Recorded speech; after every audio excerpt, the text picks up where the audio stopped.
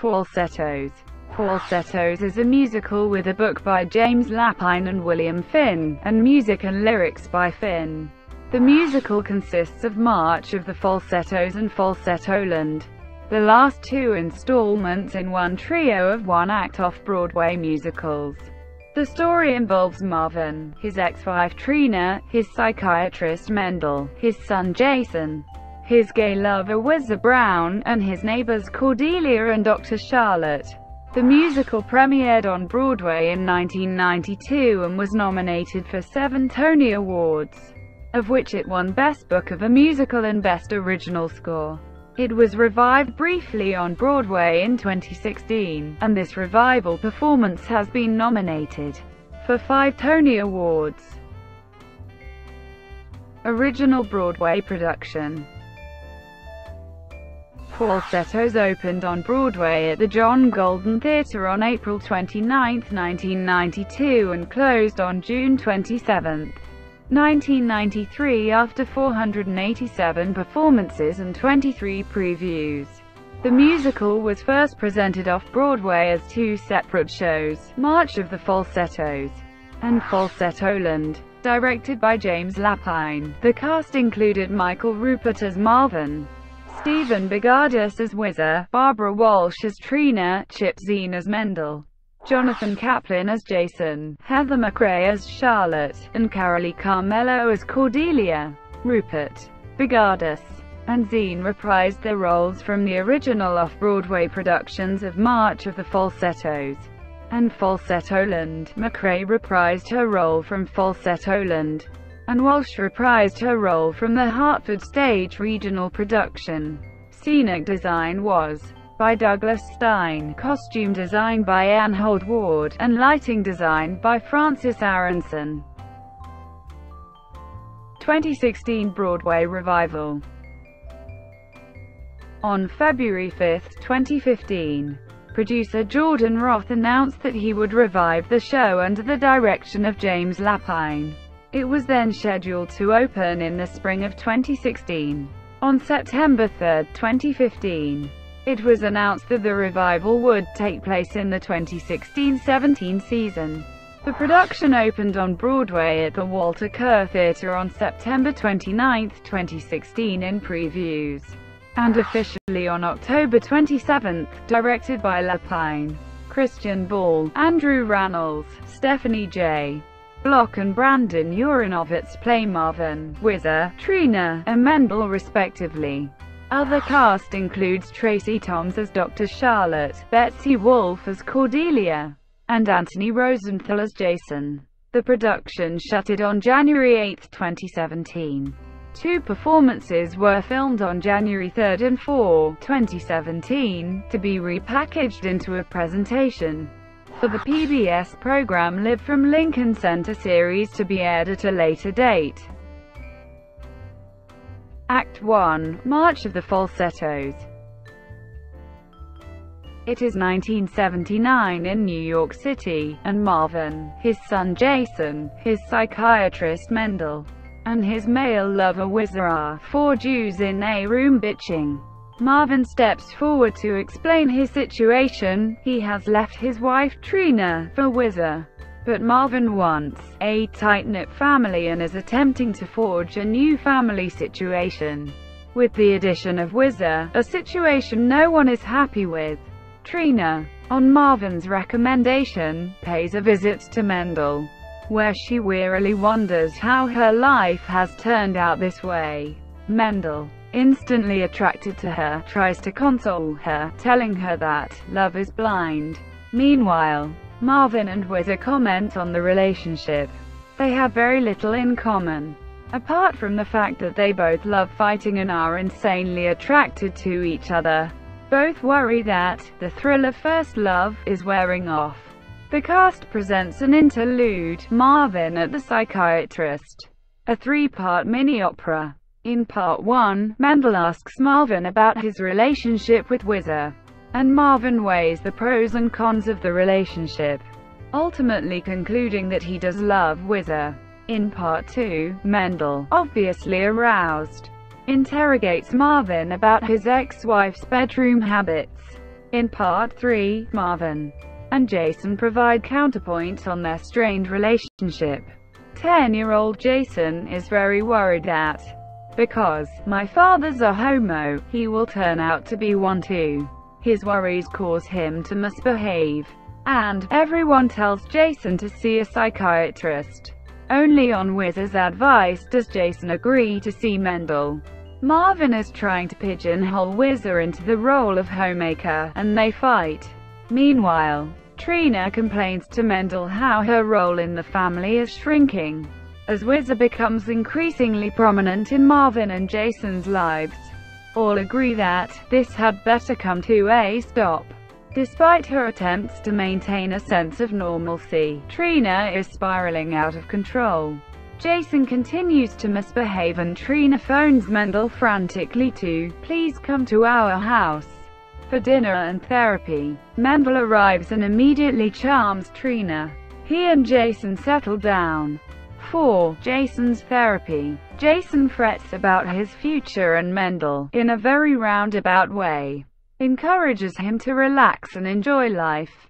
After several such dinners combined with psychiatric sessions, Jason asks Mendel what his intentions are towards Trina. Mendel makes a marriage proposal, though clumsy and neurotic, sincere, and Trina accepts his offer. Marvin is furious that he is losing his tight-knit family, as well as his therapist. In Trina's song, she reflects on her situation.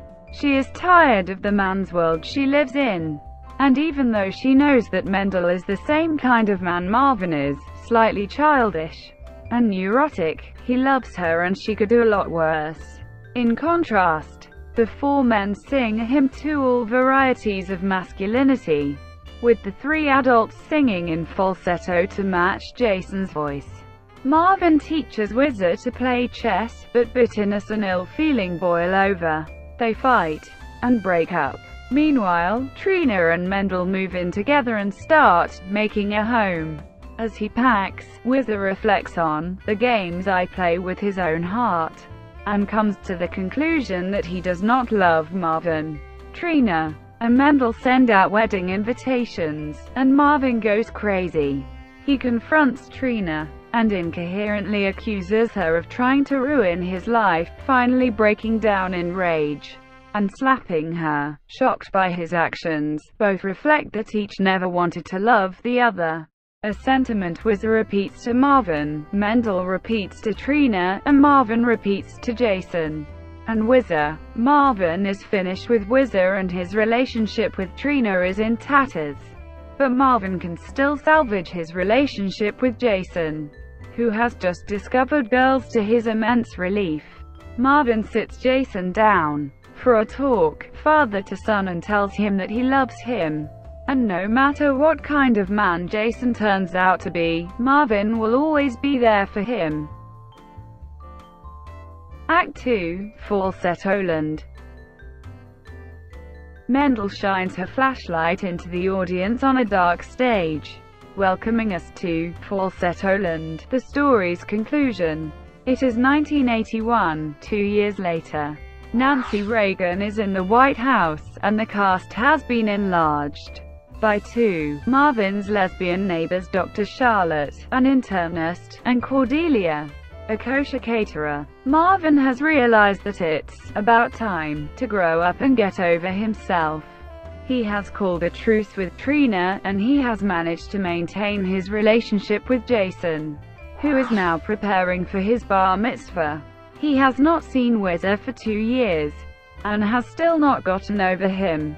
One day, when she arrives to take custody of Jason for the WIC, Trina informs Marvin that it is time to start planning Jason's bar mitzvah, probably the last pleasant thing the ex-couple will do together.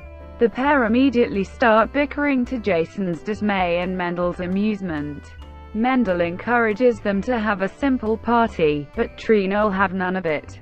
It is the year of the child, after all. The year that every Jewish parent dreams of, the year their child is bar mitzvahed, and they can spend insane amounts of money celebrating.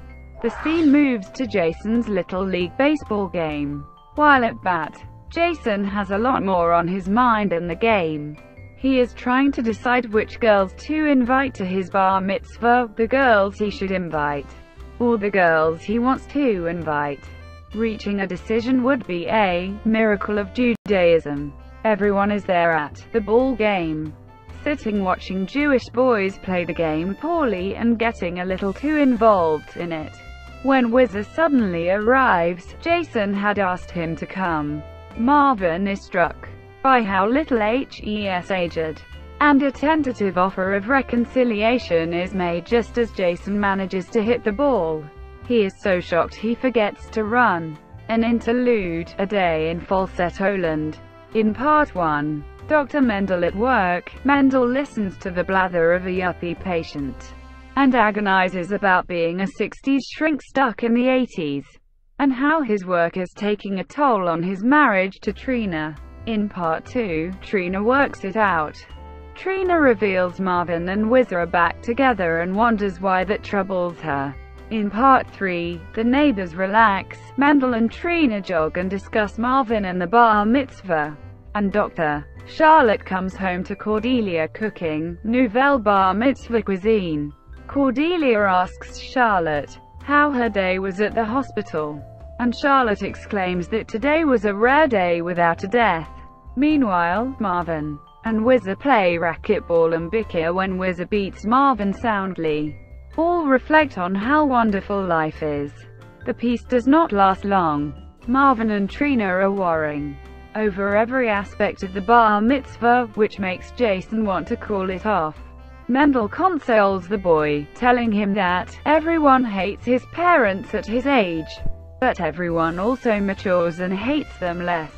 Marvin sits in bed one morning, looking at the sleeping Whizzer. "What more can I say?" he asks, wondering at how much he loves him. Dr. Charlotte, meanwhile, is becoming aware that something bad is happening among young gay men in the city who arrive at the hospital sick with a mysterious illness that no one understands. Rumors are spreading, but the disease is spreading faster. Then Whizzer collapses during a game of racquetball. Whizzer enters the hospital, and Trina is disturbed to find how upset she is at his condition. She is barely holding to the ground. In Whizzer's hospital room, the entire cast gathers to cheer him up, everyone commenting on how well he looks. Marvin provides love, Cordelia chicken soup, and Mendel some terrible jokes. Everyone agrees that it is days like this that make these secular Jews believe in God.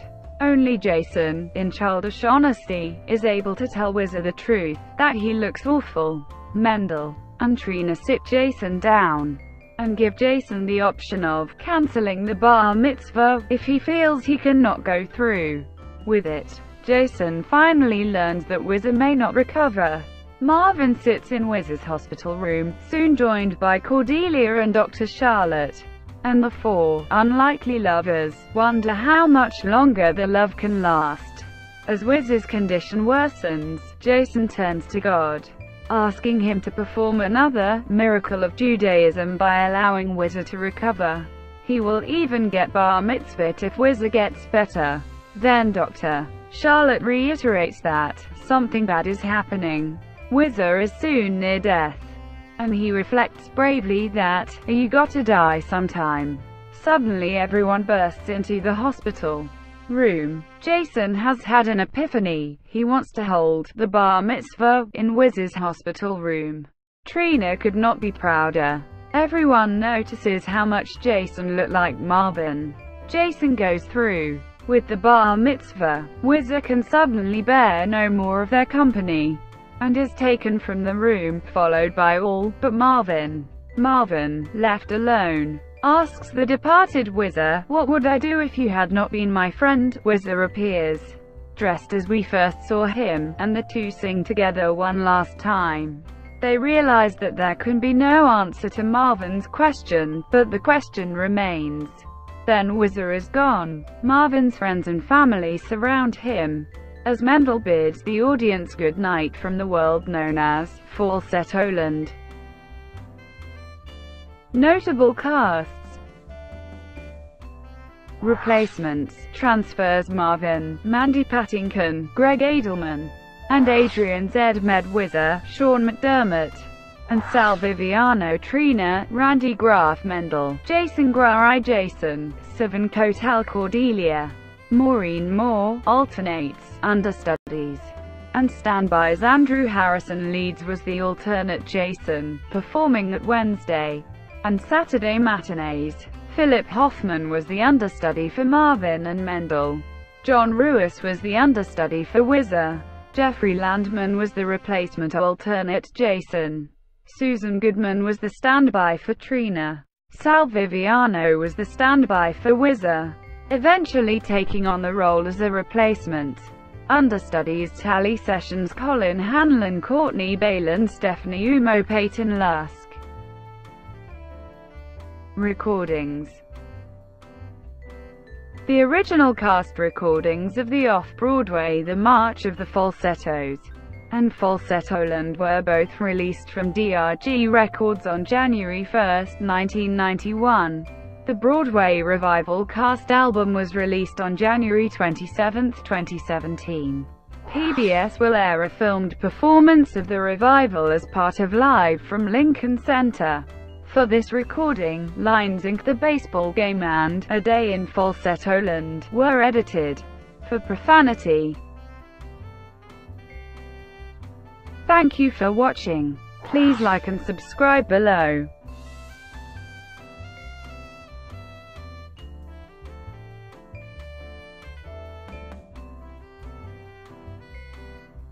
Please like and subscribe below.